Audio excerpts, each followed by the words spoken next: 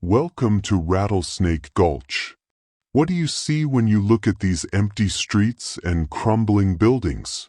Perhaps just another soulless ghost town, a relic of time. But I see something more. I see the ghosts of men and women who gave everything for a dream covered in gold dust.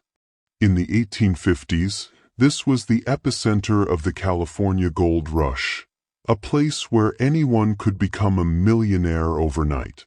Thousands of people flocked here from all over the world with a single hope: to find gold and change their lives.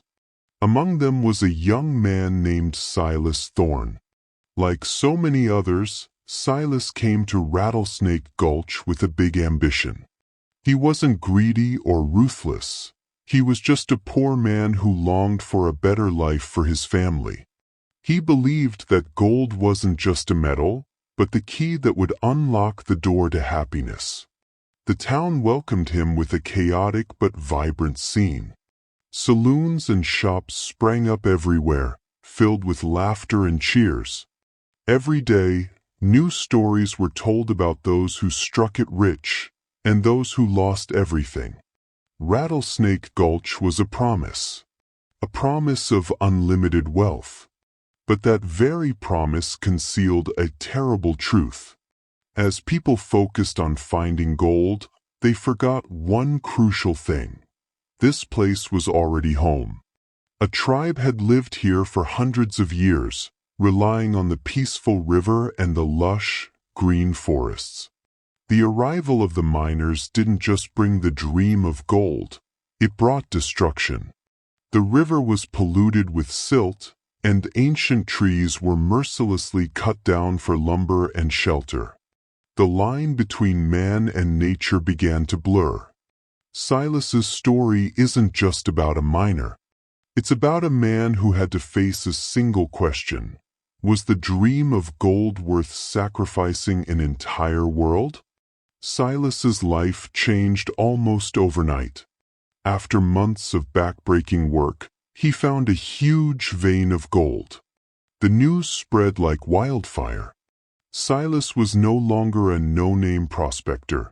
He became Slick Thorne, the new star of Rattlesnake Gulch. In the beginning, it was amazing. He bought new clothes, ate the best meals, and treated his friends generously. He believed this was his reward for his hard work. But at that very moment, something much worse was happening. Silas's success ignited a fire of greed in those around him. They started swarming his area, mining recklessly. They used dynamite to blast through rock, turning the river into a murky brown mess, and ancient trees were cut down without mercy. Silas started to feel a sense of unease. He saw the river where he used to fish, now just a foul, brown stream. One afternoon, he saw a dead fish washed up on the bank. A feeling of guilt began to creep into his heart. That's when he met Alara. She was standing by the river, her face filled with sorrow. She didn't say much, only used gestures to show him the withered plants and the dead animals in the forest. It felt like a punch to his gut. He had thought he was just a miner searching for gold, but he had unknowingly become part of the destruction. What was the value of the dozens of pounds of gold he'd found, when the price was an entire river and a forest? The relationship between him and Alara slowly changed from suspicion to empathy. She told him about her tribe, about how they had lived in harmony with nature here for centuries. Silas tried to stop the other miners, but he failed. They just laughed at him, calling him soft, and saying he'd lost his mind. Things came to a head when he discovered a heartbreaking truth. His closest friend, the one he had trusted, had used explosives to destroy a part of his claim, hoping to take it for himself. A massive explosion echoed from Silas's mine. The whole town shook. When he ran to the site, all that was left was a huge, gaping hole, and all of his gold was buried under layers of collapsed rock. But the worst part wasn't losing the gold. It was the feeling of betrayal. The fire of greed had turned his friend into a stranger. Silas looked back at what he had done. He had found gold, but he had lost a friend, and worse, he had unknowingly helped destroy another world. Silas sat amidst the rubble, staring at the broken stones. He could have been angry. He could have gone after the friend who betrayed him. But he didn't. Greed had already taken too much from him, and he wasn't going to let it take anything more.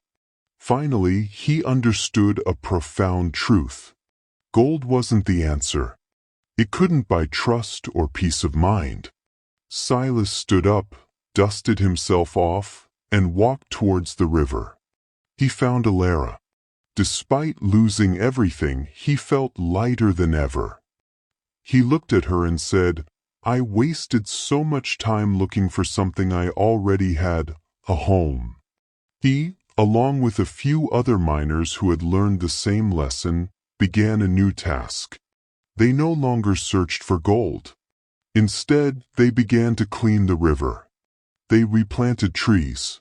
They worked alongside Alara's tribe, not for profit, but for redemption. The town of Rattlesnake Gulch eventually died. The last miners left, carrying their shattered dreams and empty pockets. But Silas and Alara stayed. They had built something far more meaningful than gold. These crumbling houses and empty streets are still here. But if you listen closely, you won't hear gunshots or shouts.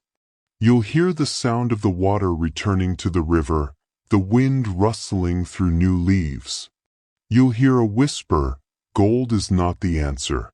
One day, you'll realize that the most precious gift isn't what you find in the ground, but what you find in your own heart.